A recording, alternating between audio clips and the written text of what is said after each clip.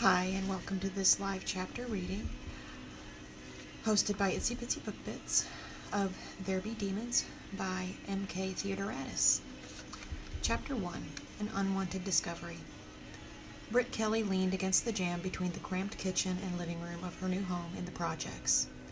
I feel like a sardine stuffed in a can. Her anger churned. If her father hadn't abandoned his family for his bimbo boss, she'd be back home in her own bedroom chatting with friends about the new school year. Instead, she was stuck in her older half-sister's apartment.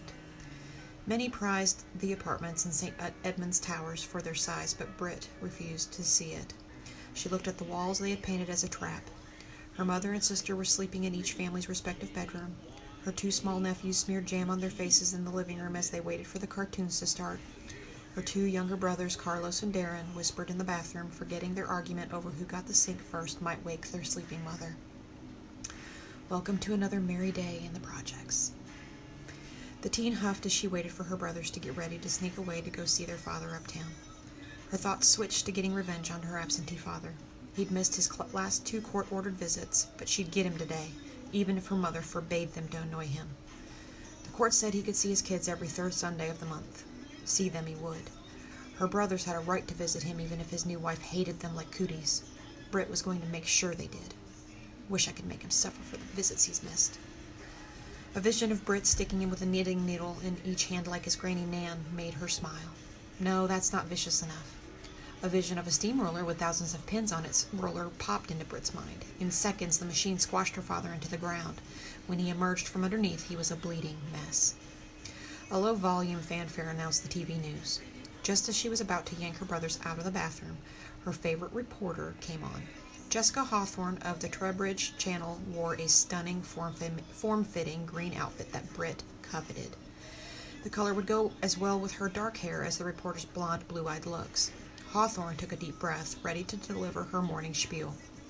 Britt swallowed hard. Before the divorce, Britt had worn expensive clothes like Hawthorne's, not thrift shop junk like she wore now. When they lost their uptown apartment after her mom got sick, the county sheriff had dumped all their belongings on the sidewalk. Most of their stuff got stolen. Dad could have helped us, at least buy us some new clothes for school. He's still got plenty of money. Mom couldn't help getting sick. The small living room swallowed Jessica Hawthorne's breathy voice. Britt strained to hear over her brat-bees' sporadic giggles as they shoved pieces of toast in each other's faces. Enough about the underage Crown Prince of Andor getting caught in a strip joint when he should have been at school. Closer to home in our thought for the day. The Garda assures the citizens of Trebridge the new curfew will end the vandalism and mugging. Stronger measures are needed, I tell you. Scores of people appear at hospitals with the most dreadful wounds and can't remember how they got them. The reporter blathered on, an earnest expression knitting her brows. We need more Garda on the streets, especially in the river districts. These hoodlums need to be stopped. Britt concentrated harder, not daring to turn up the volume while her mother slept. She worked the swing shift now and didn't get home until 4 in the morning. Someday I'll look that polished again, I swear. Granny Nan would bawl Dad out for how we live now if she were still alive. Britt shut her complaints down, feeling embarrassed at how proud she had once been to be called her daddy's little princess. While the Garda say their investigations are ongoing, I don't see any results. Why have so many people disappeared? The police haven't a clue. Her lip curled. You'd almost think we're being invaded by demons, and our fine protectors are too scared to investigate. Her contempt poured from the screen. Britt tapped her foot, wishing her brothers would stop giggling. She wished she lived uptown where she still had a room of her own. Granted, they didn't live on the streets, but 4 people stuffed in one bedroom in her half-sister's apartment was torture. Her father deserved to be kicked in his ass. Britt wanted revenge. Her father needed to pay for abandoning his family and her. The noise in the bathroom grew louder. Those buttheads better not wake Mom up. Britt twitched the draped folds of her new V-neck blouse, wishing she had the boobs to fill it out. It did have a designer label, just the thing she needed to sneak into the posh condos where her father now lived. Just like the boys can't wear their grubs today. I want to wear a t-shirt to Dad's, Britt. Quarrelsome Darren whined behind her, making her jump. He had become a total pain since their parents' divorce. Britt hoped seeing their dad would stop his constant bitching. Britt didn't feel any guilt for disobeying their mother's orders. The boys deserved to see their cockroach of a father. His ice-blooded new wife could just tough out their visit. Britt's muscles tightened in the cold, funny way they did when something bad was going to happen. She shook her head, forcing herself to ignore the bothersome feeling that was happening too often for comfort. Glancing at the closed bedroom door, she put a finger to her lips. Mom's going to blister our ears if we wake her. Darren opened his mouth. Lifting her hand to smack him, she brushed back the thick fall of hair across her eyes instead. If she hit him, Darren's screams would wake their mom and Pietra, their half-sister. Keeping her voice low, she said, "Get your butt in gear. You're wearing what you're wearing. End of questions, comments, and complaining." Darren did not give up. "My tees are clean. Dad don't like fancy either. He sat in front of the TV with his shirt and shoes off all the time. In summer, he only wore his boxers, remember? Mom always got mad at him for leaving beer cans on the coffee table. Always." "Shh. Don't wake Mom or Pietra." Britt held a finger to her lips. "Get your shoes on, and we can talk in the hall." "I don't like dress shirts either." Carlos, her older, calmer brother, carefully left the bathroom door partly ajar. "It's not fair to make us wear them. You're just a kid like us even if you're taller. Being a high school freshman ain't no bigger deal than being in 5th grade. Stop being buttheads, both of you." Britt jerked the apartment door open. "You begged to visit Dad. I'm doing the best I can to see you do, so shut up and move your ass before Mom wakes up." Her mother did her best to push their father out of their lives. Britt refused to let her have her wish. Since the messy divorce and his marriage to the ice bitch, Timothy Kelly had seldom spent more than an hour with them. Their dad mostly offered excuses when his visitation weekend came. When he did see them, they barely ate a fast lunch before he sent them off to a movie on their own. The last time was 3 months ago. Britt missed him and his compliments terribly. He's not going to escape today. Britt remembered their one visit to the posh high-rise, so different from both their suburban and project homes. The pristine rooms, sprinkled with figurines and trinkets, made her nervous enough to get the cold crawls down her back every time she moved. The ice bitch's rat dog had barked and snapped at them the whole time. Carlos didn't mean to break the stupid shepherd figurine when he jumped. The damn dog would have bit him if he hadn't kicked the yapping rat in the head. I don't care if the Cabrona told us never to come back again. It's our right to see him.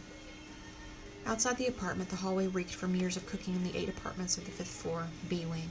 In spite of the blinking light of the security camera in its wire cage, someone had tagged both sides of the hall.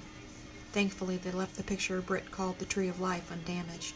Someone had painted a huge tree with birds flittering through the leaves. No one told the artist that real trees don't grow alone, especially the big ones. Britt missed the trees lining the streets of their lost home, and the painting's survival gave Britt hope she might survive living in the slums, too. Be glad you don't down near the docks. The thought of trees made Britt smile as memories of her summers at Granny Nan's flitted through her mind, the pines sighing in the breeze while the oaks rustled with a brisker note. Her huge white dog slipping out of the house to silently disappear into the tree-covered hillsides. Granny Nan's standing lost in thought, rubbing her hidden necklace with the tips of her fingers until the gems glowed when she thought she was alone. The 3 guard dogs Nan called her guardians, licking Britt's face. Britt's heart clutched when she recalled their goodbye last summer. Granny Nan had bustled through the kitchens, packing a lunch with extra snickerdoodles for the drive back to Trebridge. Just before she shoved the paper bag into her hands, she rose to her tiptoes to kiss Britt on the forehead. "Cheer up, my girl. Next summer will be loads of fun. You're going to learn all sorts of new stuff. Our secret now, remember?" The last word she held force as she tapped Britt's forehead. She'd loved Granny Nan. Staying with her was always fun, except when she trained Britt in self-control. Britt had looked forward to her coming summer, not ever imagining the old woman would die. Britt shoved the memory away because it hurt too much to remember. Won't learn anything now she's dead. A shuffling noise on the stairs put Britt on alert. Living in the projects wasn't as safe as uptown. The head of the girl from across the hall appeared, followed by some older guy with broad shoulders carrying a sack. The girl took one look at Britt and dropped her gaze before scurrying toward her door. On her way, the girl said, "Hi, Tree." "Why do you always talk to that silly tree, Sarah?" asked the guy following her. His gaze rested on where Britt's boobs should be and sank to her crotch area. When he smirked, Britt was glad her skirt was loose, happy she did not share Pietra and her mom's busty figures. The dark-haired Tejano girl pushed the door open after unlocking it. "Jerome, hurry up. Mama wants that milk yesterday." He scooted into the door, throwing a backward glance at Britt. "Okay, Sarah, okay." Carlos slipped into the hallway, pulling their door shut without closing it. "Okay, Britt, now tell me why I gotta do this dress shirt shit before school starts." He stopped and folded his arms across his chest. His expression mirrored his father's when the old man was ready to start a tantrum and throw things when something didn't go his way. "I'm not going to move an inch until you let me go back and get a t-shirt." "Yeah," said Darren, joining them. We gotta sneak by the co-op security buttheads. If you don't blend in, they'll check their list of undesirables and bounce you out the door faster than you can spit. So, you're going to wear prissy clothes, comprende? Or are you guys totally too stupid to understand? Dad don't like you speaking Spanish, said Carlos. Darren parroted in the high-pitched voice that grated her patience raw. Yeah, we're Andorians. Have been forever. You can even join the Daughters of the King's Court. Shut up or go watch TV with the brat bees. Britt gave him a cold stare. Her fifth-grade brothers hated being lumped with Pietra's preschool sons. Carlos and I will visit Dad by ourselves and get bigger ice creams afterwards. Carlos gasped. You won't really leave Darren behind? Britt's glare heated. Damn sure I would if he don't stop whining like a baby. Okay, but I still don't like dress shirts, said Darren. All the guys around here wear tees.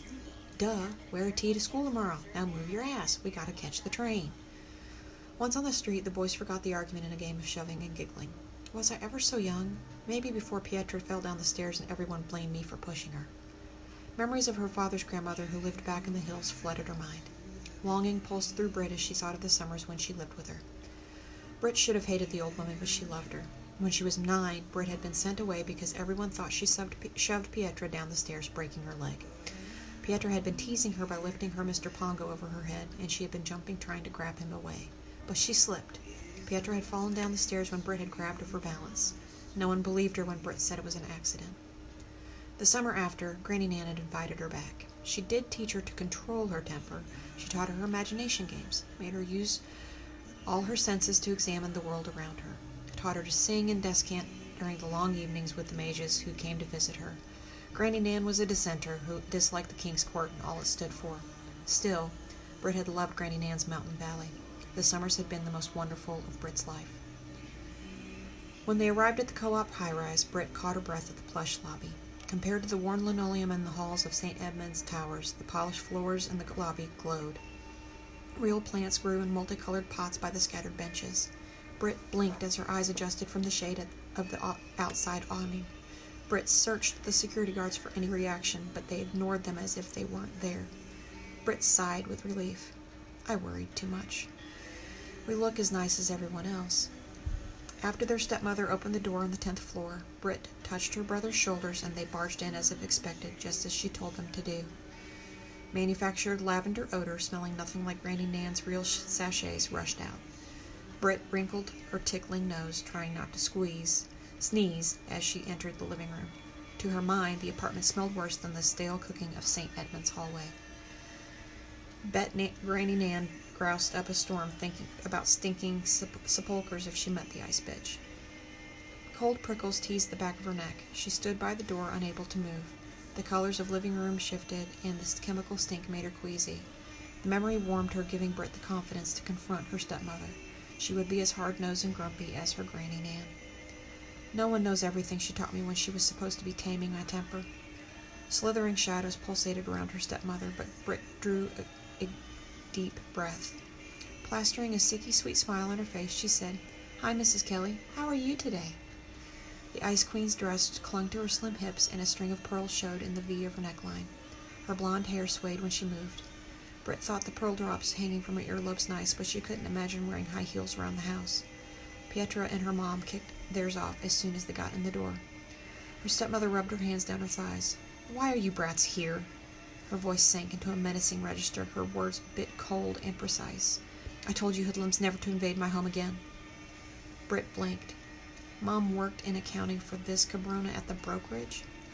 It's our visiting day, answered Carlos, returning the ice bitch's glare with a steady gaze. Darren nodded his agreement, but he grabbed Britt's hand and stepped closer to her. Looking down, she saw his lower lip tremble. We thought we'd save Dad some time and come here, said Britt. She put an arm around Darren's slim shoulders. It's been ever so long since we've seen him. She grimaced when her voice came out so breathy. Sitting down, her back straight and her hands folded in her lap, her stepmother called, Timothy! Carlos stepped back, bumping into an end table. The ice bitch shrieked, Timothy! On the couch opposite, Britt slouched between her brothers on the couch. The condor decor was all cream and polished wood and dark green drapes across a bank of windows. The apartment was so high, Britt thought she could reach out and run her fingers through the drifting clouds.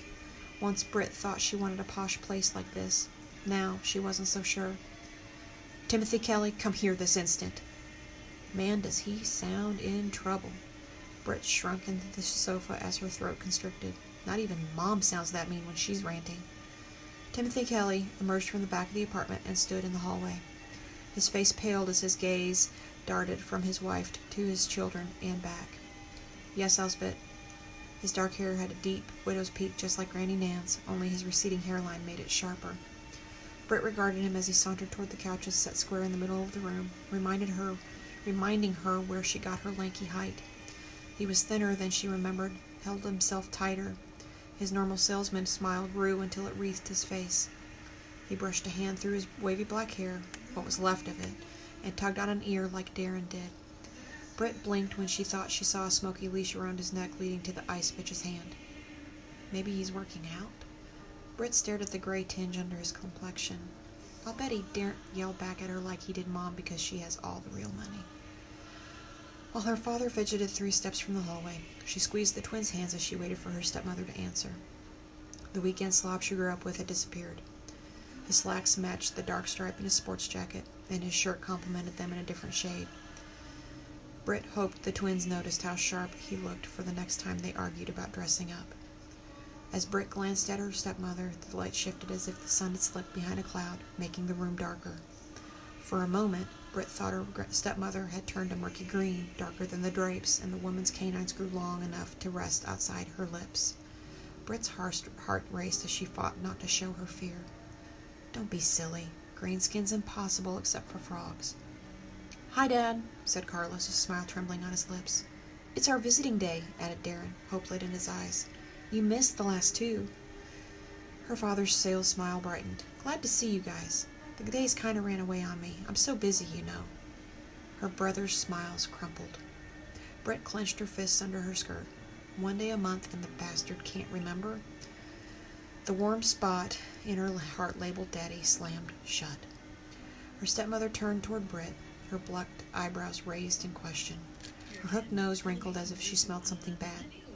Britt's eyes narrowed as she watched the woman search for an insult to throw.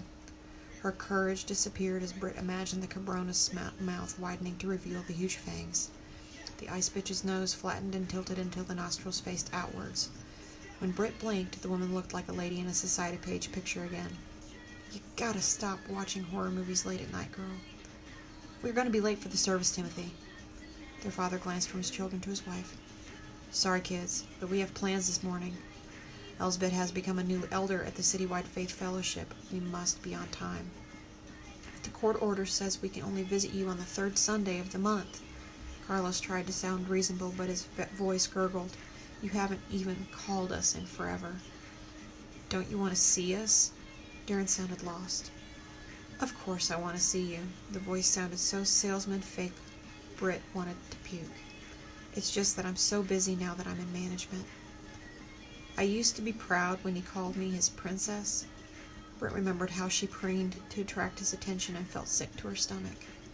Betty's going to offer to buy the boys an ice cream for the vendor across the street. Would a half hour make a frigging big difference in his bloody life? Britt wished she could hurt him like he was hurting the boys, but she was weaponless, completely at his mercy. She glanced at her stepmother. Head tilted, the woman regarded Britt with speculation written all over her face. Britt turned to her father. The ice bitch's reddish eyes creeped Britt out. I tell you what, here's $20. Why don't you guys buy yourselves a double-dipped ice cream? Glad that her father looked normal, Britt sighed. That saved me my money. Jumping from the couch, Britt grabbed the money before he changed his mind. Sorry you're so busy, Dad. Maybe next month you'll have more time. Britt couldn't leave the apartment soon enough. The broad salesman's smile affirmed. Yeah, maybe next month. You guys be good now. The fakeness made Britt feel like hurling. She knew he was lying. She doubted if his kids would ever be important or convenient enough for him to bother making the effort. Timothy Kelly stepped back. Her stepmother stared at her with an avid expression that Britt didn't want to think about. As protective as a sheepdog, Britt herded the boys toward the door. Britt glanced around the figurine-cluttered room. Much as she hated the projects, she decided she preferred their messy, happy home, even if it was in the projects. Even the top bunk, where she had to be careful not to bump her head when she turned over, felt more welcoming. It was good to see you guys, Kelly said, but the hand movement looked more like a shoo than a wave. See you next month.